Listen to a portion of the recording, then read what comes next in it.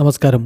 Raf talk ഫുട്ബോളിലേക്ക് അവർക്കും സ്വാഗതം. ഫിഫ ക്ലബ്ബ് വേൾഡ് കപ്പിൻ്റെ ഗ്രൂപ്പ് സ്റ്റേജിലെ 3-ാം റൗണ്ട് മത്സരങ്ങൾ ഇന്ന് ആരംഭിക്കുകയാണ്. ഇനി അങ്ങോട്ട് നിർണായകമാണ് കാര്യങ്ങൾ.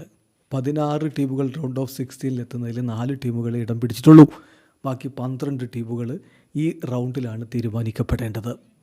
ഇന്ന് വമ്പൻ പോരാട്ടങ്ങളുണ്ട് എന്ന് പറയുമ്പോൾ നിർണായക പോരാട്ടങ്ങളുണ്ട്. PSG ഇറങ്ങുന്നുണ്ട്, അത്ലറ്റിക്കോ മാഡ്രിഡ് ബൂട്ടാഫാഗോയുമായി കളിക്കുന്നുണ്ട്, ഇന്റർ മയാമി പാൽമിറാസുമായി കളിക്കുന്നുണ്ട്, പോർട്ടോയും അൽ അഹ്ലിയും തമ്മിലുള്ള പോരാട്ടമുണ്ട്.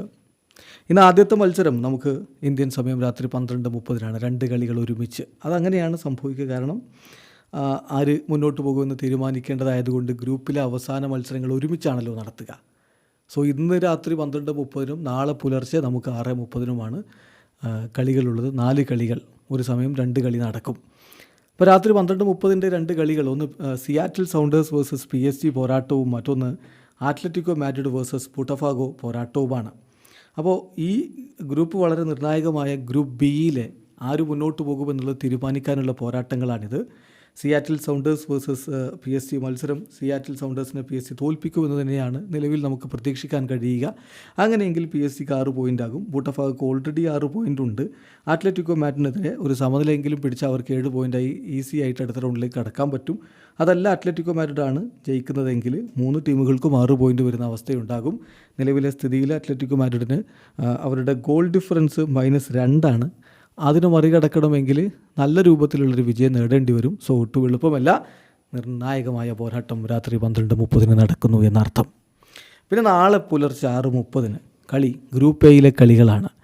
മയാമി പാൽമിറാസുമായിട്ട്. ഇതിൽ ശ്രദ്ധിക്കേണ്ട കാര്യം, മയാമിക്കും പാൽമിറാസിനും 4 വീതം പോയിൻ്റുകളാണുള്ളത്.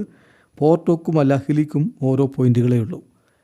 എന്നാൽ മയാമിയും പാൽമിറാസും അടുത്ത റൗണ്ടിൽ എത്തിയെന്ന് പറയാനും പറ്റില്ല. രാവിലെ 6:30 നടക്കുന്ന കളികളിൽ അത് തീരുമാനമാകും. കാരണം പാൽമിറാസ് മയാമിയെ തോൽപ്പിച്ചെന്ന് കരുതുക, പാൽമിറാസിന് 7 പോയിൻ്റ് ആകും, മയാമിക്ക് 4 പോയിൻ്റ് ഉണ്ടാവുകയുള്ളൂ.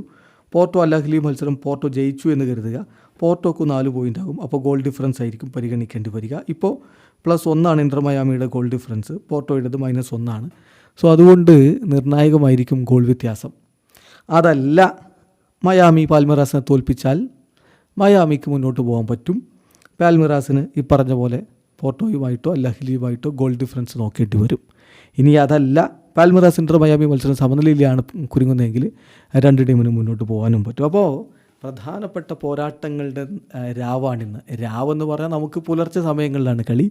എന്തായാലും കിടിലൻ പോരാട്ടങ്ങൾ. ആര് ജയിക്കും, ആര് മുന്നോട്ട് പോകും ഇന്നറിയാം. വീഡിയോ അവസാനിക്കുന്ന ഫുട്ബോൾ ലോകത്തെ കൂടുതൽ വിശേഷങ്ങളുമായി റാഫ് ടോക്സ് എത്താം.